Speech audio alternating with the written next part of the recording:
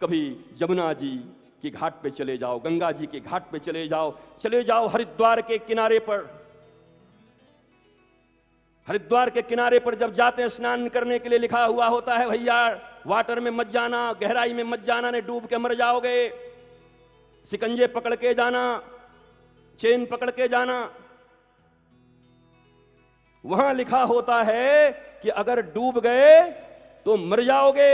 इस दुनिया में दो प्रकार का साहित्य है, साहित्य की भाषा है। दो प्रकार की नदियां हैं, सरिता हैं। एक नदी है दूरक कूलक प्लावनी धारा, एक नदी है आत्मक कूलक प्लावनी धारा। दूरक कूलक प्लावनी धारा किसे कहते हैं? ये गंगा, ये जमुना, ये रावी, ये सतलुज, ये सब दूरक कूलक प्लावनी धारा हैं। जब स्नान करने की इच्छा होगी तो टिकट कटा के जाना पड़ेगा हरिद्वार, ऋषिकेश, वृंदावन, तब जाकर के स्नान कर पाओगे। दूरक कूलक प्लावनी धारा और एक है आत्मक कूलक प्लावनी धारा।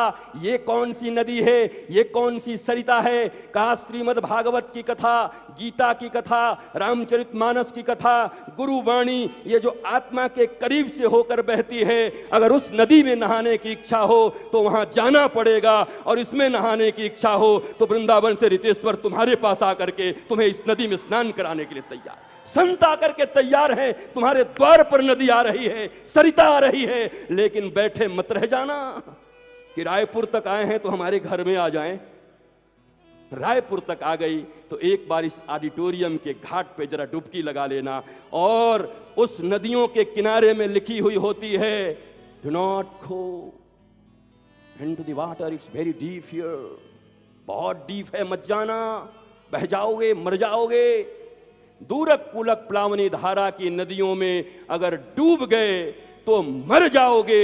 वहां डूबना मना है क्योंकि डूबने वाले मर जाते हैं, और यहां तैरना मना है क्योंकि अगर यहां डूब गए तो तर जाओगे, गंगा में डूब गए तो मर जाओगे। इसलिए इस नदी में डूबो, आकर कथा की नदी में डूबो, गुरुवाणी की नदी में डूबो। वहां मत डूबना जाके गंगा जी में छलांग लगा दिया, आत्महत्या का केस हो जाएगा, बच जाओगे तो।